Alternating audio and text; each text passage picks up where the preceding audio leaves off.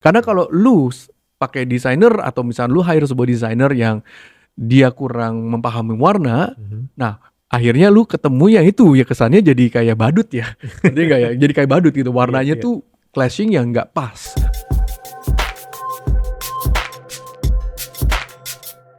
Bro, lu coba deh lihat nih dua gambar yang gue kasih lihat ya.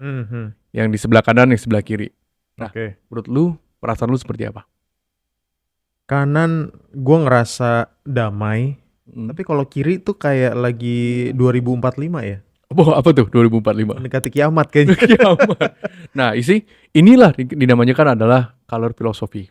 Warna itu sangat benar-benar penting banget buat didesain. Oke. Kemarin kan kita sudah bahas ya, namanya the followers of design ya. Betul. Kalau dari followers of design itu, warna itu adalah paling cepat dilihat sama orang. Iya. Jadi kalau untuk branding, warna itu penting banget. Hmm. Jadi basically kalau misalkan untuk menentukan sebelum orang baca teksnya, sebelum orang baca logonya, warna itu adalah yang paling cepat untuk lu bisa mengkomunikasikan brand lu.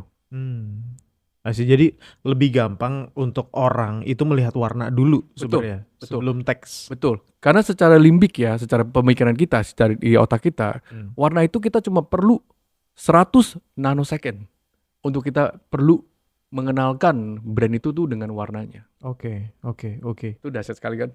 Jadi kalau misalkan dia melihat merah udah tahu tuh, oh apa gitu. Betul. Let's say lah kalau lu menyelam ke dalam si brandnya gitu. Betul. Kayak contoh ya, kita ngomong tentang brand yang pasti kita semua tahu ya. Kayak teman-teman juga tahu. Contoh McDonald. Ya lu lihat McDonald-nya dulu apa lu lihat warnanya dulu? Dua warna sih. Dua warna kan? Itu. Warnanya dulu, Bro. Warna merahnya itu udah nggak salah deh. Oke. Seperti bahwa itu adalah McDonald. Kedua yang lu lihat bentuknya, shape-nya. Ketiga baru lu mulai baca McDonald-nya. Betul. Even lu kalau ngomong tentang yang lain pun, lu kalau misalnya dia coffee shop warna hijau apa? Tahu gue. Dia nggak apa-apa ya nyebut brandnya. Nggak apa-apa. Dia kan buat case tadi kan. Iya. Starbucks. There you go. Millisecond lu udah tahu itu apa. Lu nggak mungkin ya keliru dengan brand-brand yang lain. Jadi kalau misalkan main tebak-tebakan logo dengan warna ini pasti udah tahu tuh ya. Yes, karena itulah warna itu sangat powerful banget. Dimana kalau untuk di dalam branding, nah dari teman-teman ini dari Dozer mesti pelajarin warna itu penting. Jadi jangan kalau misalnya kita sebagai desainer itu serasa warna itu kita pilih dengan ya kesukaan kita. Iya. Sebenarnya di psikologi ini adalah peran di mana tuh produk kita, brand kita tuh lebih diingat karena dari warnanya, terutama dari situ. Iya. Kemarin juga banyak juga dari teman-teman Dozers komen kalau bahwa banyak sekali yang ngomongin tentang fundamental art. Ya jadi kan fundamental terhadap brand juga ada juga nih yang for laws of design. Betul. Gitu. Jadi yang mereka tanyakan seberapa penting nih satu-satu, makanya kita akan ngebahas color philosophy dulu di sini. Betul. Ya. Karena color philosophy ini boleh bilang yang paling penting juga di dalam empat flows of design ya, which is color, typography, image, dan shape. Ya, seperti itu. Nah, kita hari ini kita akan bahas lebih detail di dalam warna ya, seperti itu. Jadi kalau misalkan warna ini sebenarnya kan tadi lo bilang lo ada keputusan kita bisa nanosecond tuh. Betul. Ya, jadi sebenarnya millisecond. Jadi kalau misalkan brand itu, jadi kita membuat warna itu membuat kita aware terhadap sebuah brand ini. Betul. Oke. Nah, kesalahan desainer di sini. Desainer karena kalau desainer yang mungkin yang tidak memikir secara strategik, mereka tuh pikir ketika dapat project itu warna itu ditentukan dari desainernya. Dengan keinginan, dengan secara idealis tren, bukan. Sebenarnya kalau warna itu yang kita pilih adalah strategik sih. Which is you need to know di belakangnya, latar belakang secara strategiknya adalah bisnisnya itu apa. Baru kita menentukan warna brand kita. Jadi warna lah yang representasikan brandnya. Betul. Karena warna itu membuat sebuah psikologi, semua emosional ya, yang membangkit sih, semua emosional sih. Seperti itu. That's why ada warna-warna tertentu akan bekerja baik dengan level brand tier yang tertentu. Jadi color is not for everybody. Seperti itu loh. Jadi tergantung. Contoh begini deh, kalau misalkan kita lihat ya, misalkan kayak Coca-Cola, warnanya warna merah. Nah, what do you feel dengan lihat warna merah itu? What do you feel? Berani, energetic, ada sebuah urgency, ada sebuah craving, right? Dan kalau misalkan apalagi dengan warna merah, lu di satu FMCG atau di satu shelf etalase yang segitu banyak minuman, warna merah itu akan lebih nyala, Ya. lebih kelihatan, lebih eye catching. Hmm. Karena warna merah itu ya lebih agresif dibanding warna-warna yang pada lainnya ya. Hmm. That's why, nah Coca-Cola emang dari dulu udah ratusan tahun ya Iya, sekarang ya. iya, iya. Nah dia emang udah kepikiran ke sana dari awal. Oke. Jadi most of the F&B rata-rata perhatiin deh kalau dari teman-teman ya, mereka akan pakai banyak warna merah. Oke. Jadi gue penasaran juga kalau dari awal-awal si Coca-Cola ini memang sudah membuat, berarti kan dia sudah paham bahwa filosofi warna ini dipakai untuk kepentingan tertentu, kepentingan si brand ini dan bisa long lasting sampai kapanpun gitu ya. Betul. Wow. Nah brand itu sebenarnya seperti kayak uniform ya. Jadi sebuah kayak, karena gini, yang inget gak yang kemarin gue ceritakan bahwa di mana tuh produk itu mulai berkedar banyak, mulai mass market, that's why perlu sebuah sistem. Yeah. Nah jadi kalau sebagai desainer untuk kita menentukan sebuah warna itu ya kita mesti think of a system sih. Jadi jangan dipikir warna itu adalah cuma komponen sebagai percantik atau dekorasi. Sebenarnya secara psikologi itu sangat-sangat bermanfaat banget. Because color define the identity juga. Gitu. Iya. Nah, berarti ini kalau misalkan warna itu bisa dibilang itu rekayasa perilaku ya, Bro.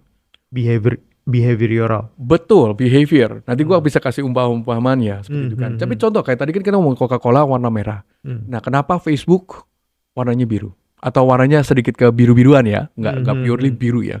Nah, biru itu juga ada rasa kalem, trust, ada sebuah worthy secara safety. Biasanya kalau kita lihat misalkan perbankan atau corporate atau kantor secara government, kita lihat ya logonya FBI, logonya US Embassy lah segala macam. Banyakan biru. Polisian, basically blue is a very trust color. Karena blue itu punya sebuah feeling di mana tuh is a smart color ya. Jadi warna untuk mikir sih seperti itu. Tapi kan di samping trust tuh ada risk juga, Bro. Maksudnya apakah dia sebagai sebuah brand gitu ya, apakah desainer ini harus memikirkan secara strategik, if I put the color red in this brand, itu kan ada risknya berarti kan. Nah itu memang dipikirkan dari awal? Mesti dipikirkan dari awal, karena risk-risknya itu kan tergantung dari secara research yang kita dapatkan.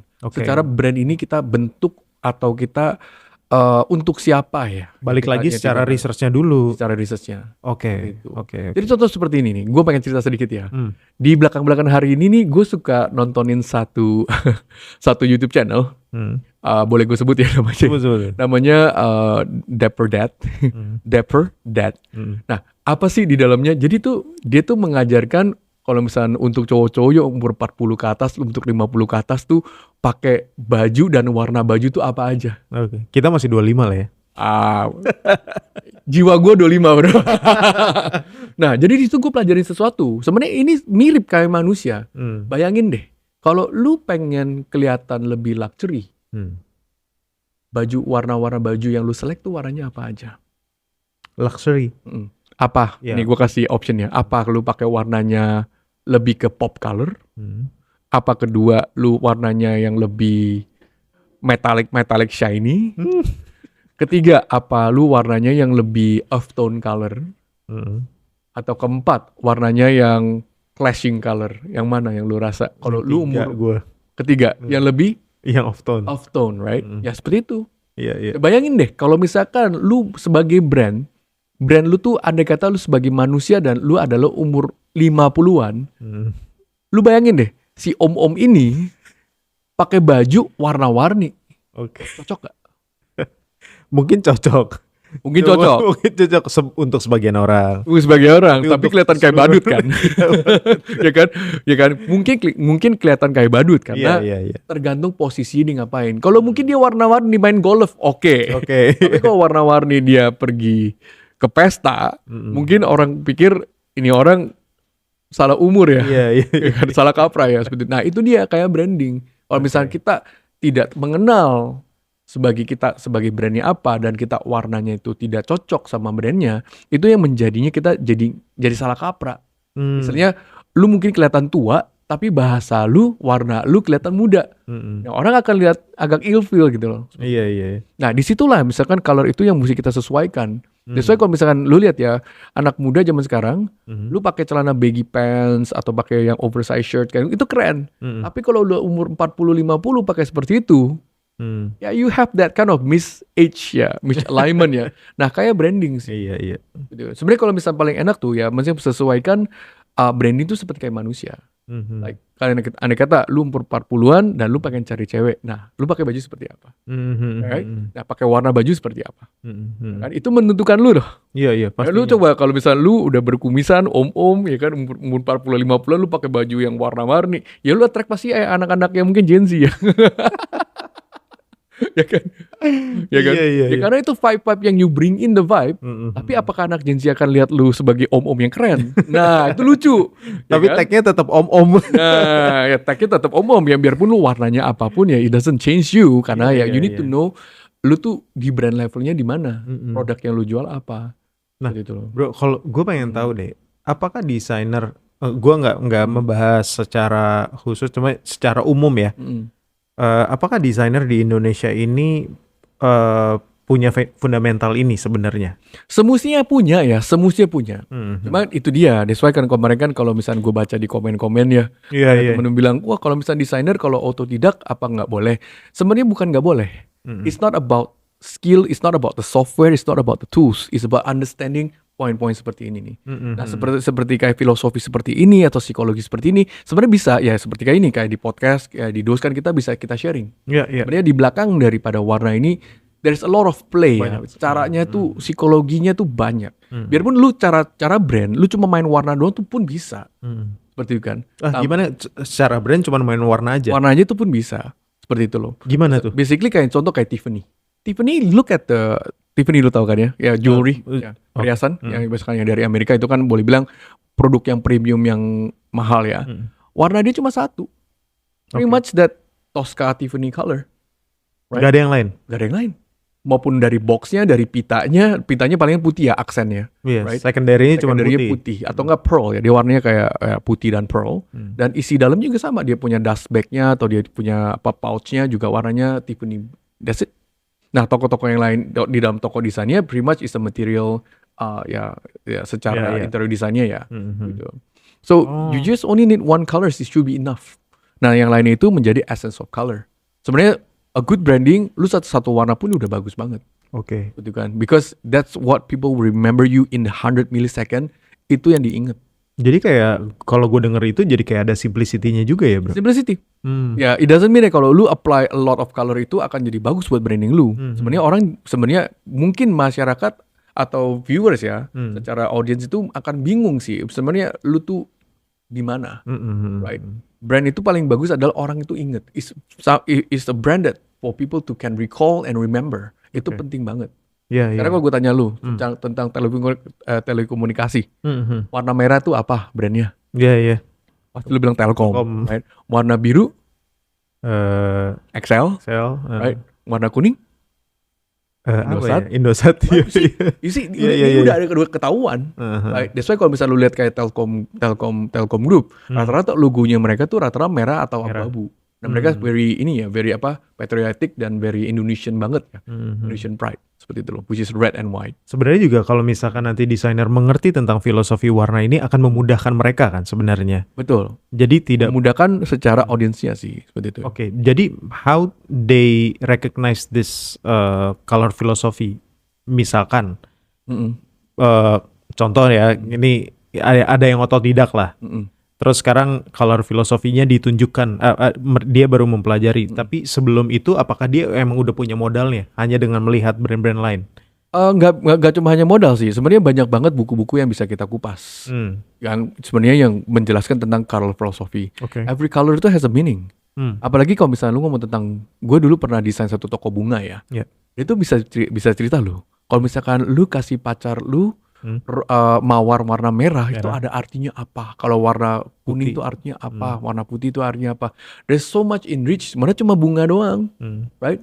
But by the color, it has a lot of representation yang bisa lu ceritain sebagai narasi, seperti itu. Right? Hanya dari situ aja ya? Itu bisa. Sebenarnya kalau filosofi itu banyak buku yang bisa kita pelajarin. Tapi kan itu ada juga melibatkan tingkat attention to details juga sih, Mar. Ya, kalau misalkan dia tidak belajar dari manapun, nggak belajar dari buku, tapi in real life sebenarnya kan kayak tadi itu ke Yeah. penjual bunga aja Yeah. berdasarkan warna aja udah bisa tahu ya Betul, sebenarnya. betul. Because color works faster than typography, Mm-mm. right? Typography kita lihat, kita mesti proses untuk membaca. Mm-mm. Warna kita udah nggak pusing baca lagi. Mm-mm. Karena kita dari kecil pun udah kita dilatih ya. Mm-mm. Ini warna merah, warna kuning, kayak ke balonku ada 5 ya kan. Iya. Berubah-ubah warnanya. Yaitu kita udah diajarkan warna. Kita belajar warna tuh lebih cepat daripada alfabet. Seperti itu. That's why warna ini sangat-sangat very powerful and very useful di dalam branding. Wow, itu dia sih. Tadi gue juga sempat berpikir kenapa lu sempat jawab juga kenapa brand premium tuh sebenarnya lebih pelit ya ngasih warna ya. Bukannya pelit. Karena Gimana memang kalau misalkan kita ngomong tentang warna merah, itu you are talking about attention ya. Sebuah stopping power. Kayak contoh deh, mobil di parkiran atau mobil di satu lobi ya kan, ada warna hitam putih, ada warna merah. Pasti lu nengok. Stand out. Oh ya, ini Ferrari bukan ya atau seperti apa ya. Warna merah itu emang ada urgency. Oke. Seperti itu loh. Jadi that's where the red is very powerful ya. Contoh kalau warna biru itu is about trust, corporate stability. Rata-rata kalau lihat ya, fintech, banking, B2B atau something to do with partnership ya. Contoh kayak misalnya lu lihat ya, IBM, LinkedIn, Facebook, bank Citibank rata-rata use a lot of blue color. Nah, kalau kita ngomong tentang warna green itu is more into nature, health dan wealth. Iya. Rata-rata kalau misalnya lu lihat ya, kalau misalnya kita udah boleh bilang kayak emerald atau misalkan kita Rolex termahal warnanya hijau, bro. Iya. Bukan warna emas, tapi warna is green color, is like that kind of like royal green color ya. Seperti itu. But itu juga membuat sebuah feeling of organic. Ya, right. Nah, kalau misalnya kita ngomong tentang premium brand, rata-rata mereka tuh very sophisticated dan very minimalis. Minimalis ya, Because setuju. Luxury brand itu adalah lebih long lasting. Color itu punya waktu. Nah, kalau when you have a premium brand, lu lihat kayak misalkan LV atau lu lihat Hermes. Nah, warna-warna mereka tuh long lasting color. Jadi yang lebih abadi warnanya. Jadi kalau you want your brand to have a long shelf life, jadi misalkan dengan waktu panjang di dalam masanya, pakai deh warna-warna itu yang lebih subtle. Yang lebih apa? Sorry? Lebih subtle. Okay. Justru kalau misalnya lu lihat luxury brand rata-rata either black tuh abadi. Lu mau dari dulu sampai sekarang sampai akhirat juga hitam tuh tetap klasik gitu kan ya. Klasik gitu kan. Mau lu tas hitam, tas coklat, Elegance juga. Elegant ya. Warna beige itu elegant. Warna that kind of luxury itu gives that authority color ya. Iya. Kayak misalnya sekarang lu pakai warna hitam, gue pakai warna putih. Ini warna putih. Maupun gua turunin ke anak gua juga, ini masih abadi. Gak kelihatan norak. Tapi lu pernah gak lihat satu kaos-kaos yang lu pernah ada, yang lu beli berapa tahun lalu kayak warnanya keren, tapi sekarang gua nggak mau pakai karena kayak ketinggalan zaman. Iya. Itu warna. Iya. Tapi warna itu bukan artinya nggak baik ya. Baik, it depends on how you play it. Gitu loh. Kalau lu mau sustainable, you want to have a long shelf life dengan secara branding, ya premium itu yang lebih subtle. Oke. Dan mereka tuh tidak screaming rata-rata. Because why? Luxury is status. It doesn't have to shout. Iya. Gitu loh. Setuju. Yang rata-rata yang suara lebih besar, suaranya lebih kenceng, anak muda, yang warna. Coba deh lu kalau seruangan anak-anak muda, cewek-cewek, pasti gitu. Kalau lu bayangin tuh warnanya warna apa? Pasti warnanya bukan hitam atau bukan biru tua atau bukan ya putih. Pasti ya warnanya yang pop color, pink, hot pink dan kuning dan yang lain-lain, fuchsia gitu kan. That what represent them.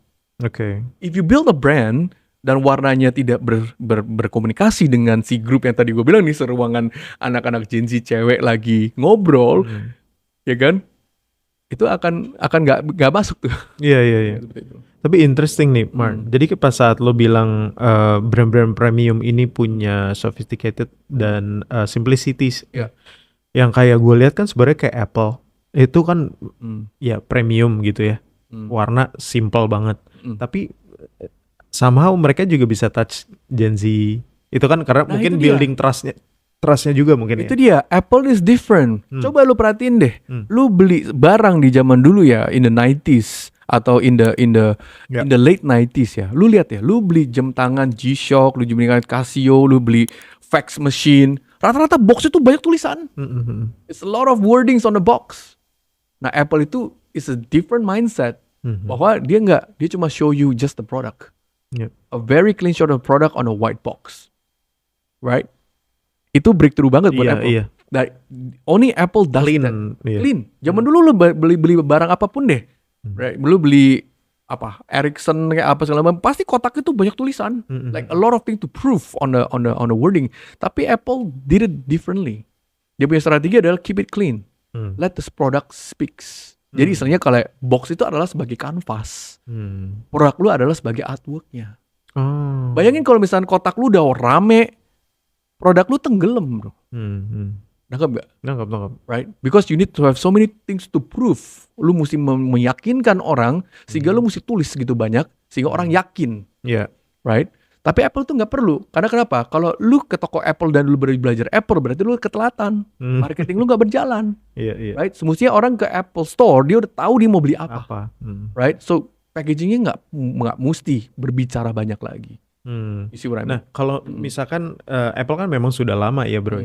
Jadi trust yang terjadi di market juga akhirnya bertumbuh gitu ya. Kayak sekarang mungkin gue baru sekali akhirnya ngelihat kayak yang 17 yang sekarang nih iPhone 17 itu kan ada yang warna orange tuh. Yeah. Akhirnya ada warna tersendiri tuh. Betul.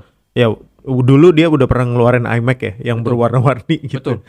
Cuman sekarang dia akhirnya mengeluarkan lagi, itu kira-kira kenapa, bro? Ini namanya satu hal di dalam marketing, dosers. Nah, ini gue ajarin. Itu namanya produk sunrise sama produk sunset. Oke, lu lihat semua produk maupun mobil, HP, laptop di awal-awal pasti produk itu adalah warnanya yang aman. Warnanya yang aman. Bener. Perhatiin. Right? Perhatiin deh. Lu mau ngomong tentang apa? Lu tahu brandnya Explorer, mouse atau Logitech? Logitech. Rata-rata semua pasti keluarnya warnanya hitam, putih, all the very basic color. Why? Itu adalah project trial. Maksudnya di mana adalah brand introduction. Lu nggak boleh terlalu heboh di depan. Iya. Koridornya ada sendiri. Koridor di sana. Dan save it. Why? Because produk itu ada orang yang akan rebuy. Right? Ketika lu beli warna hitam, lu pakai 1 tahun, 2 tahun, itu barang kan tetap mesti dijual. Right? Marketing seperti apa? Bagaimana untuk bisa lebih jual lebih lagi adalah dia give you a different color. Right? Apple computer sama. Pertama kali kan keluarnya graphite. Iya. Right? Pas dia udah berapa tahun, orang udah bosan dengan graphite, dia bikin apa? Apple yang warna-warni. Sama, filosofi the same thing. Oke. With the iPhone punya. iPhone kan sekarang kan dibikin warna oranye. Iya. Why? Because people wants to know that they spend a lot. By showing, iPhone gua nggak suka warna oranye. By showing that you have an orange phone, berarti wow, there's a new phone. Barang lu baru ya. Nah, itu juga satu status ya, to tell people that I got a new phone. Iya. I got a new iPhone 17 symbol, Pro, ya. right? Andai kata. Itu juga salah satu faktor untuk show your status. Oke. Seperti itu loh. Tapi itu adalah marketing untuk bagian sunrise-nya ya. Oke. Itu bagian sunsetnya malah. Oh, sunsetnya. Malah yang sekarang ini yang 17 Pro ini sunset. That's why they try different color. Oh, right? Coba deh, dulu Mazda basically is all very basic color. Tapi ketika sekarang Mazda meluncur warna merah, inget gak? Dia bilang soul red color. Ya, soul red. Nah, kalau misalnya BMW, dia kan terkenal dengan cobalt blue-nya. Yeah, blue. Right? Betul. There you go. Oke. Nah, itu adalah that's why di sunset. Tapi di awal-awal, the first generation, second generation, pasti mereka nggak jual yang terlalu banyak warna. Pasti sama semua ya. Sama. Lu mau ngomong tentang mobil, mau ngomong tentang iPhone kayak laptop kayak sofa kayak you want to talk about most product. Rata-rata mereka will start with the basic line first. Karena mereka commodity atau gimana? Bukan commodity. No, it's not commodity. It's the introductions. It's the early adopter. Nah, lu mesti tahu misalkan ada early adopter. Betul. Nah, di atas ini adalah majority, early majority, late majority, bawah belakang baru yang laggard. Yang laggard ini rata-rata itu yang affluent market itu basically yang udah tahu mereka mau apa.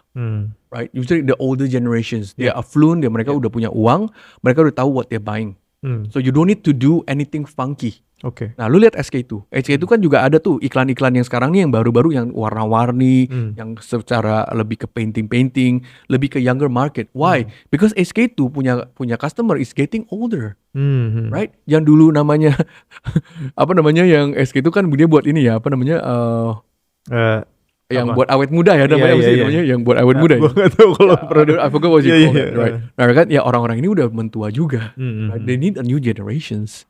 Nah mereka membuat warna-warna ini menjadi new generations. Oke. To capture the new generation untuk bisa pakai SK2. Nah ini the sunsetnya. Hmm. Jadi you have the sunrise product, you ada sunset produknya. Ini marketing teknik.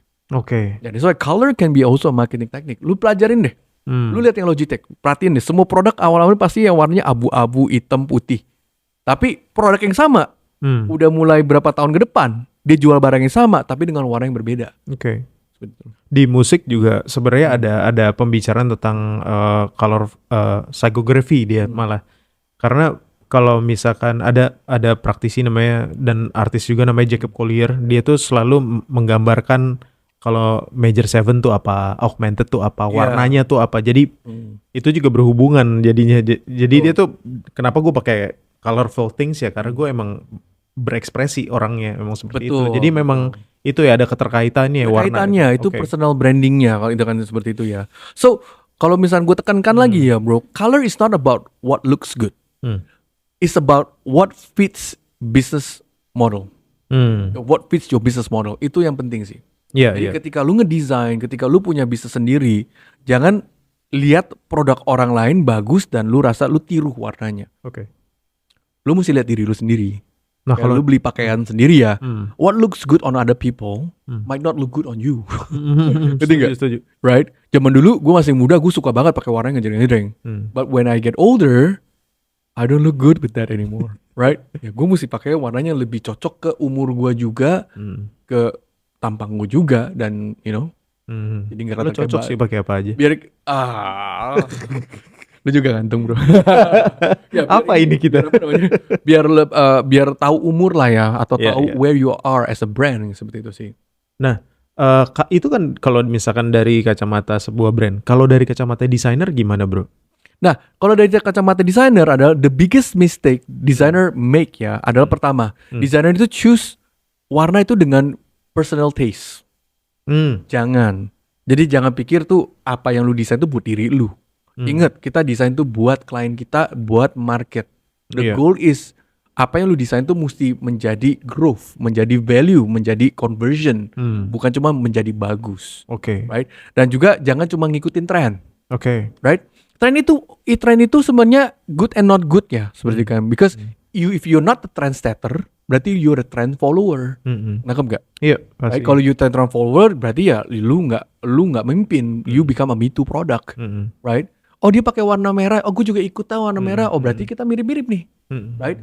Yang siapa yang duluan itu akan diinget, yang belakang dicap, lu ngikut, right kan? Dan ketiga adalah jangan pikir tuh klien itu selalu benar. So kalau ketika klien rasa, oh gue mau suka warna ini dan lu ikutin, nah itu dia, lu mesti punya sebuah bobot, sebuah pengetahuan di mana lu bisa juga discuss sama kliennya, gitu loh.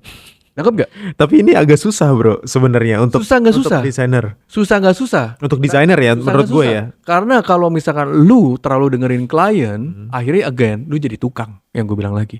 Right? Tapi kalau lu terlalu sombong, dengan lu rasa lu ngerti semuanya, ya klien juga akan segen sama lu. Right? Tapi a true designer adalah di mana tuh lu tuh mesti punya sebuah keyakinan dengan basis-basis yang pengetahuan yang lu dapat.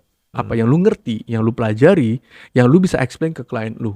Nah, kenapa warna ini akan cocok buat dia? Nangkep gak? Nah, ini dozers penting juga sih, karena menurut gua Mario itu menjelaskan posisi kalian desainer itu nggak cuma hanya menjadi pengikut sebenarnya, tapi kalau kalian gain the knowledge, terus kalian punya power juga untuk akhirnya menyamakan dengan posisi klien gitu tuh. Itu intinya ya. Betul. Lu mesti menyamakan posisi klien itu sesuai yang kemarin yang kita bahas tentang average designer, good designer sama great designer. Great designer itu lu mesti menyamakan pemikirannya. Lu nggak bisa telek-menelek cuma ikutin apa yang klien mau. Kenapa? Ketika lu ikutin dan produk itu launching atau brand itu launch dan gagal, yang gagal lu juga, karena lu mengikutin. Jadi lu you are part of accomplishment untuk menggagalkan produk itu.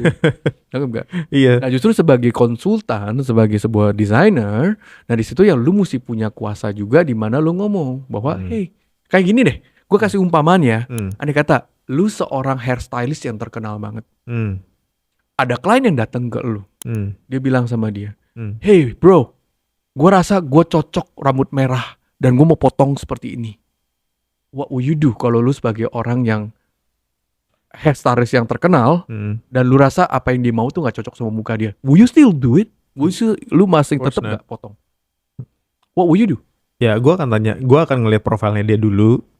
Ya, gue akan tanyakan ke dia kenapa lo mau ganti mau jadi warna merah, terus gue akan menyarankan yang sebaliknya kalau memang nggak cocok ya. Betul. Nah, that's what you do. Lu sebelum dia nyesel nih lu potong rambutnya lu sepu warna merah dan dia keluar, kok gak sesuai, ya kan? Nah, lu ngomong dulu di sana. Oke. Kemungkinan kalau misalkan Anda potong seperti ini, nih kurang lebih seperti ini nih.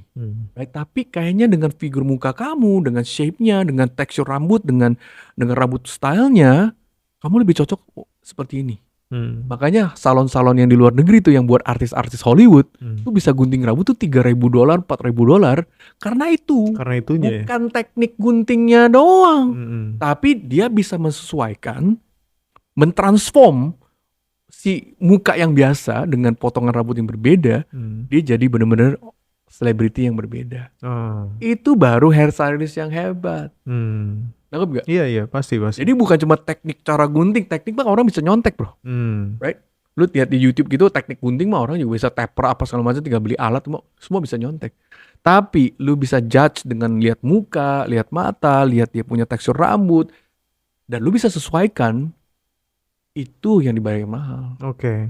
Jadi balik lagi sebenarnya kalau misalkan sebuah brand ini langsung pengen bilang, gue pengen brand gue warna merah gitu, itu harus berdasarkan data satu. Yang kedua, desainer juga harus mengerti bahwa apakah color ini cocok dengan brand yang dia inginkan. Mesti dicocokin. That's why di situ ya kita mesti bikin sebuah iteration, kita mesti bikin brandscapingnya, right, brand stylingnya, untuk kita tuh membuat sebuah mood board lah ya, misalnya, atau brand styling itu saya buat mood board dulu. Jadi jangan lu rombak total, akhirnya lu nyesel gitu kan. Ya lu bikin dulu nih moodnya nih, kurang lebih. Why? Ini represent your company. This represents your personality. This represents you. Inilah added value-nya atau kita create value-nya dari apa yang kita dapat ya from this client dibanding dengan kompetitor-kompetitornya. Jadi makanya kalau misalkan dozers nih gak hanya mengerjakan aja, tapi kalian juga pas gaining knowledge juga kalian harus punya keberanian untuk berbicara dari pengetahuan yang kalian dapatkan ya. Betul. Jangan, enggak bu, sebaiknya warna hijau. Kenapa ya? Gak tahu kan, bukan kayak gitu. Tapi kan. Caranya gampang bro. Sebenarnya yang paling gampang adalah kita ngomong tentang ya, poin kita adalah color and money. Right? Choose the color that makes money. Ya, in the end of the day, klien itu hire lu tuh bukan cuma make things looks good, tapi is to make them. Nah, ini gue ada 3 macam nih bro. Client hire you is to first to save them money, to make them money, atau to make them happy. Oke? So kalau apa yang lu desain, warna yang lu taro, it doesn't save them money. Save them money kalau secara warna tuh printing. Oke. Right? Lu kalau bisa pakai, lu bisa pinter cara warna-warna lu pakai, lu bisa save cost on printing. Iya. Kan? Make them money berarti apa warna yang dibikin, produknya dijual tambah laris. Right? Karena kenapa? Orang inget produknya, karena orang tahu produknya, orang bisa, oh yang itu yang warna merah aja tuh. Right? Nah, dia kan inget dari warna lu tanpa lu mesti jelasin panjang lebar. Yeah. Ya, yang ketiga adalah make them happy. Nah, make them happy ya itu make them everything lah ya.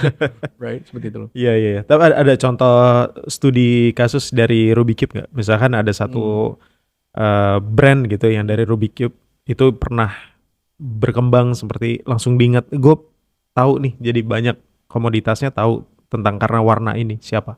Kalau misalkan untuk ini ya, kalau case tadi gue bisa cerita tentang Fore. Oh, Fore Coffee. Nah, Fore itu kan salah satu klien kita yang kita lahirkan si brandnya.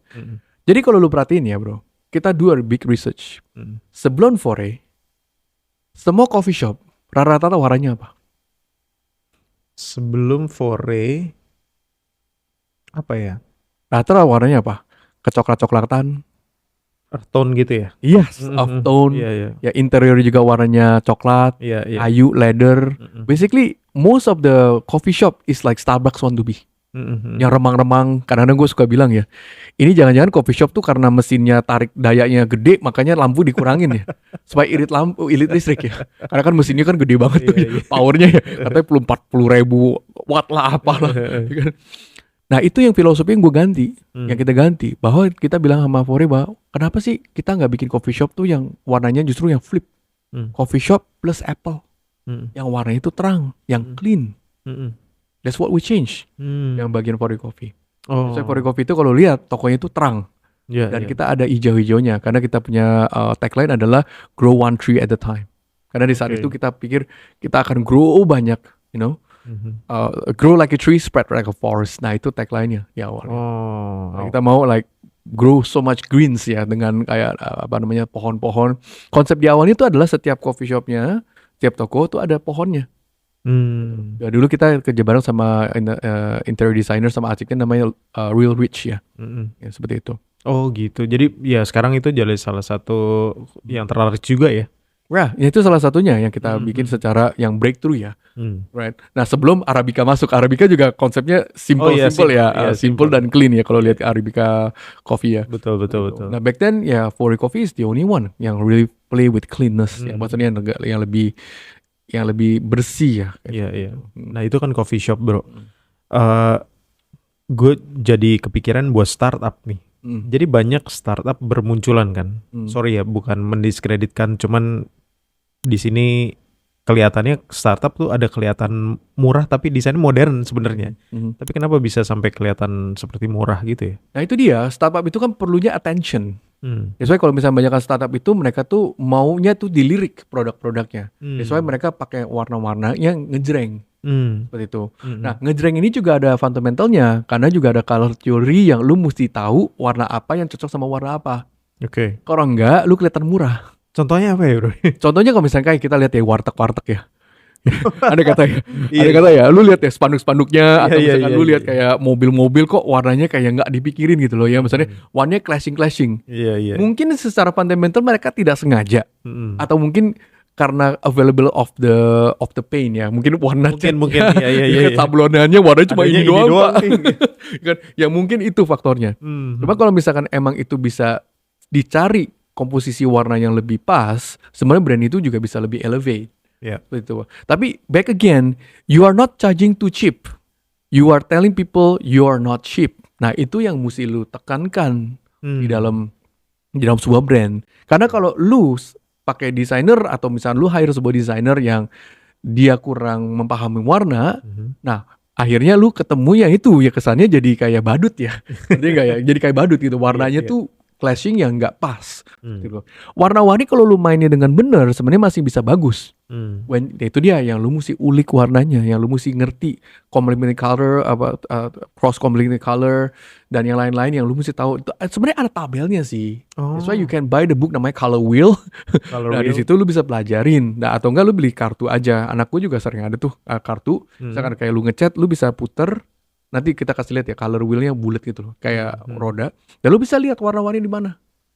Apa yang primary, apa yang secondary, apa yang tertiary, apa yang cross complementary color, dan ya tertiary color. Nah di situ lu bisa lihat. Nah itu adalah sebenarnya udah cheat sheets. Cheat sheets-nya ya. Tapi sebelum lu kesana, lu ngertiin dulu filosofinya. Kenapa lu pilih warna ini untuk bisnisnya. Nah itu yang paling penting dong. Itu core-nya sih. Itu core-nya. Jadi teknik bukan di luar teknik ya, adalah filosofinya. Jadi maknanya kenapa lu pakai warna ini. Nah itu yang paling penting. Ya karena kan sebenarnya kalau lo bikin startup dan membangun sebuah brand, ya salah satunya pasti akan ada color ya. Walaupun lo pilih yang kayak black and white, itu is a color also. Black and white gitu, still a color. Ya makanya kalau misalkan ternyata mereka nih terlanjur ikut tren gitu ya bro, nggak ngebangun identitas, what they should do? They should kalau gini. Kalau misalkan lu sudah menjalankan sebuah kesalahan, jalankan teruslah kesalahannya. Tapi if that attracts your market, seperti itu loh. Kebanyakan tuh kalau klien kita tuh awalnya begini. Yang ini yang gue pernah pengalaman ya. Awalnya tuh klien-klien kita adalah mereka selalu merasa udah tahu audiensnya mau kemana. Jadi mereka tuh menceritakan kita dan membrief kita dengan intensi, oh ini ya arah yang gue mau. Tapi ketika brand itu sudah launching dan sudah berjalan bertahun-tahun, Akhirnya klien ini suka kadang-kadang balik ke kita nih bilang, Mar, gua sebenarnya branding pengennya tuh yang pakai adalah orang-orang yang umur 30-40. Tapi yang beli kenapa umur 50 dan 60 ya? Om-om dan tante-tante gini, bro, yang udah yang bukan target market gua. Ya kan? Ini gimana ya caranya? Ya itu dia. Kadang-kadang secara kapranya di situ. Oke. Jadi basically you giving the wrong signal. Ngerti nggak? The wrong signal to the market. Nangkep gak? Coba deh kalau lu sekarang lu pakai baju pink, ya kan? Lu pakai celana putih, lu buat pinggang yang fluffy, lu mau kemana? Taman Lawang? You giving the wrong signal, bro, right? Dan apalagi cara tone of voice lu like, Hai Jeng, ya kan? Ya ini bukan mengejek tapi ya, you giving the wrong signal. Iya. Gitu loh. You get what I mean? Ya itu dia. If you give the wrong signal to the wrong target audience, akhirnya lu dapetin audience ini, ya udah kalau misalnya lu rasa itu bisa lu terusin dan if that's for the money, go ahead. Oke. Tapi lu rasa misalnya this is not the audience yang you want, pivot. Gimana tuh pivot? Restructure. Oke. Pelajarin. Restructure. Nah, contoh. Dulu Coach, lu tahu brandnya Coach, tas leather goods yang dari New York, kan? Coach itu sebenarnya mereka tuh dari brand yang bagus, leather made yang bagus, mereka tuh do very very well. Tapi secara business mindsetnya mereka salah. Mereka bikin tasnya itu terlalu affordable dan bikin toko kebanyakan. Jadi secara brand itu mereka accessibility itu tuh gampang. Nah ketika lu gampang beli barang, terlalu convenient, harga lu jadi jatuh, barang lu jadi komoditas, right? Di tahun 2015 kalau nggak salah, Coach itu dia rebrand karena pasar dia jadi bingung ya, jadi unclear ya. Dia nggak bisa naik karena brand dia juga bukan brand yang terlalu atas. Dan dia nggak bisa terlalu turun karena jadi murah banget tasnya, ya kan Coach ini. Nah akhirnya dia ada kreatif director yang masuk dan dia rebrand. Dia rebrand itu dia benar-benar menentukan. Nah dari situ tahu nggak apa research yang didapetin? Apa tuh? Sama si Coach itu. Dia bilang begini, we don't have to challenge LV, we don't have to challenge Gucci and all the higher brands above us. Okay. And we also don't want to be a Walmart atau Target brand, right? Yang dia mau adalah researchnya dia bilang begini. Kita tuh nggak akan kehabisan anak muda setiap tahun. Karena every year there's always 2.6 million new teenager girls yang akan suka dengan tas Coach. Oke. Ya, jadi dia target ke sana. Jadi kalau lihat Coach itu tuh punya desain warna yang kalau sekarang Gen Z ya. Itu Gen Z. Makanya lu akan lihat nih, banyak kan anak-anak Gen Z atau anak-anak yang late millennial akan suka barang-barang Coach atau barang-barang Kate Spade. Oke. Right? Nonetheless, boleh nggak dipakai sama umur yang lebih atas? Boleh. Tapi target audience-nya, warna-warnanya lebih ke that range. Oke. Beda sama LV, beda sama Gucci, Dior dan yang lain-lain. Itu udah range yang berbeda. Menarik ya, karena sebenarnya saat restruktur ini didukung oleh data kan. Nah startup ini bagaimana pada akhirnya dia akan restruktur si colornya ini nggak cocok sama dia dan akhirnya harus merubah ke yang ini consumer mau lah. Nah itu dia, bukan consumer mau loh. Yang kita mesti pelajarin consumernya. Jadi kita bukannya kita jadi budak consumer, jangan salah. I'm not going there. Jadi bukan artinya kita tuh jadi hamba. Oke. Jadi slave to the market ya. Akhirnya kita jadi istilahnya kita jadi cuman hanya jualan orang apa yang mau. Bukan, lu tetap mesti punya pendirian sebagai brand, tapi mengerti consumer yang mana atau audience yang mana yang lu mau targetin. Oke. Gitu loh. Jadi perceptionnya tolong diganti sedikit nih bro. Jadi bukan artinya kita mengejar pasar. Oh lu mau pink ya, gue ganti pink. Bukan. Bukan gitu. Jadi bukan artinya customer gue suka pink, gue mesti jadi pink, tapi gue nggak cocok pink. Nah bukan gitu. Nah lu mesti pelajarin diri lu sendiri. Lu pelajarin juga customer, klien-klien yang cocok dengan lu, dengan warnanya ini. Seperti itu. Jadi yang target market yang dituju. Yes. Jadi like-minded audience gitu loh. Karena yang lagi brand itu bukan buat semua orang. Oke. Brand itu adalah khususnya menarik orang-orang yang like-minded, yang cocok sama apa yang lu dirikan. Oke. So brand is not for everybody. Gitu loh. Kayak what I mean? Kayak sekarang gini nih, kalau ngomong kayak hip hop adalah sebuah brand. Okay? Hip hop adalah sebuah brand. Hip hop tuh untuk semua orang bukan? Enggak. Not everyone love hip hop. Ada umur-umur orang yang tua nggak suka hip hop, Hmm. right? Ya mungkin ya orang-orang yang suka ke American-Americanan dia suka hip hop, right? Does everyone secara brand love classical music? Enggak. Tapi ada nggak pasarnya? Ada. Itu maksud gue. Oke. So that's branding, that's the color. Nah kita kalau misalnya kita ngomong tentang, gue mau branding classical music. Untuk audience classical music, warnanya apa bro? Masih tetap Kebayang kan? Langsung kebayang bro, langsung kebayang. Pop color kan? Enggak lah. Andy Warhol? Of course enggak kan? Iya. Pasti lu yang lebih classy, yang lebih ada kelasnya, ada luxury-nya, agak lebih ada fame, attitude. Itu warnanya yang kita pakai. Iya. Jadi know your audience and know your brand juga, di mana yang lu mau targetin ke brand-brand ini. Very nice. Gitu. Oke, berarti kalau misalkan Dozers ingin lebih memperdalam lagi tentang color philosophy, apa aja nih bro yang harus dilakukan bro? Kalau dari sisi gue, color philosophy banyak yang seru banget yang bisa dipelajarin. Menurut gue, coba deh cari-cari buku tentang warna dan arti-arti warnanya. Karena di belakang warna itu sangat-sangat seru banget. Iya. Gitu kan ada orang bilang gitu, warna ungu janda, ya kan? Kenapa ungu janda? Kenapa? Emang semua janda pakai warna ungu apa? Tapi ada peribahasanya, gitu loh. Kuning matahari, biru air dan kalem. Nah itu sebenarnya yang kita bukan di brainwash ya, tapi adalah di acknowledge ya dari alam dan dari sudah namanya nature-nya kita. Iya. Gitu kan yang kita ngelihat hijau itu pohon, rindang segala macam. So emang carilah alam-alam itu atau carilah warna-warnanya yang represent you. Gitu. Jadi jangan ngikutin tetangga. Gitu loh. Kebanyakan kalau brand itu, gue mau kasih tetangga. Ketika di branding kasih tetangga, dia nggak cocok. Nah, nggak cocok banget. Biar tetangga itu tetangga punya warna gitu. Biarpun memang namanya rumput tetangga selalu lebih hijau daripada kita ya. Biarkan itu rumput tetangga. Rumput kita bisa warna ungu kok. Bisa kita create sendiri. Bukan purple grass. Oh iya, dulu lu sempat ngomong tentang purple cow itu. Ada dari Seth Godin kan. Dia kan iya. bilang kalau ketika sapi kenapa yang nggak warna ungu. Kalau sapi warna ungu pasti orang attention. Iya. Ya menarik. Oke, Dozers.